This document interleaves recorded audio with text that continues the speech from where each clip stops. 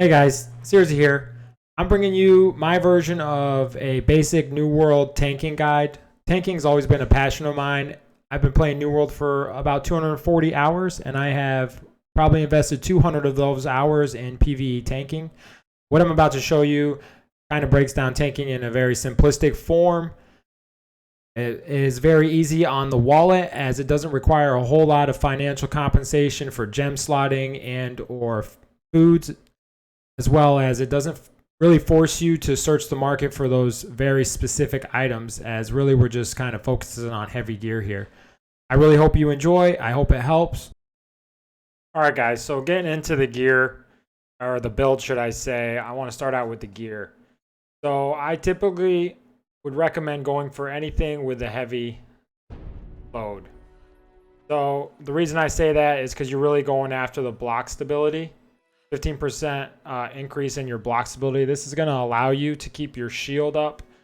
So that's why I recommend sticking with heavy loads. It'll also make your physical and elemental resistance as high as you will need to conquer really any regular or up to M2 dungeon.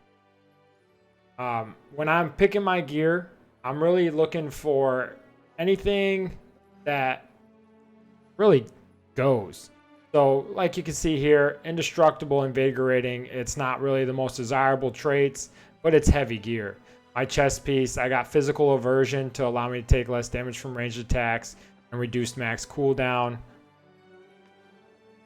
Again, more physical aversion, more vigor. This piece right here, you can see keen vault kick. It's not even a requirement. I don't even have this skill, but why I'm showing you this is to let you know that you don't really have to min-max anything at the lower levels of tanking. I recommend a tower shield. It has the most physical and elemental resistance, as well as an increase in block stability, again, allowing you to keep your shield up, blocking attacks for even longer. When you're looking for attributes, Constitution and Strength are the go-tos.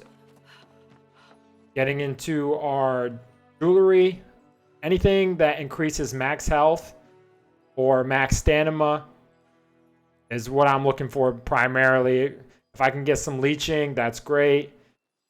And then on my earring here, you can see I found a piece that had increased generation to threat by 142%, as well as max cooldown. I found this to be a solid choice. But any jewelry will do just fine, as long as, again, you're focusing on strength and constitution. For my weapons, it's always sword and shield for me as my primary, and I've been relying on the Warhammer more and more as I've progressed over the 200 hours. With your weapons, you're going to want to make sure you're inserting pristine carnelian gems, or really any carnelian gem, because that's going to allow you to utilize taunts on both of your weapons and generate more threat. Potions, I would encourage you to use the best potions you can get. For infused health potions, this is just for that quick instant heal when things get in a pinch and maybe your healer goes down, or you're feeling uncomfortable with the situation, as well as infused regeneration potions. This is more of the oh no factor. My life's going down fast. I need to get something going to get my health back up. For foods, party meals, anything that gives me health recovery per second, as well as for my attribute food, I'm using roasted rabbits with seasoned vegetables. It gives me 40 constitution for 40 minutes. Prioritize really anything that gives you constitution or strength, depending on how you have placed your attribute points. Going back to the gems, again, I think the only real requirements for the earlier levels are the carnelian gems. But if you want to dive a little deeper into the gems, you can also go with the onyx gems. That will give you flat physical damage absorption. Or you can get the diamond gems. That does both physical and elemental. These are all pretty relatively cheap choices, showing you here in the market. Carnelian.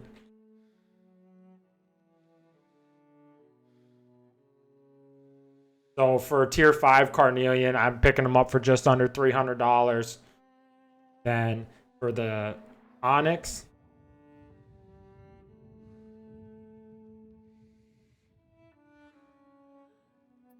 Onyx is running you just a little over $300 per gem. And again, the Onyx and the Diamond are really optional, not even close to a requirement.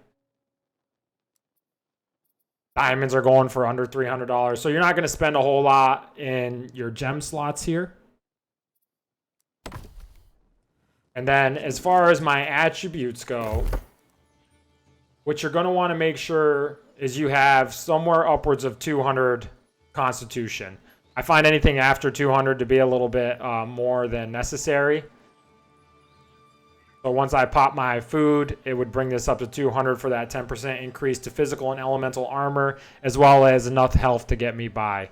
Which with my gear and my Constitution food, we'll use real quick. I have 1300 life and 206 Constitution with the current gear on. Strength, you're going to want to get this as high as you can. I would respec this before going into the dungeon, dropping my Constitution rate to 200 and bringing my strength all the way up to 300 for the grit.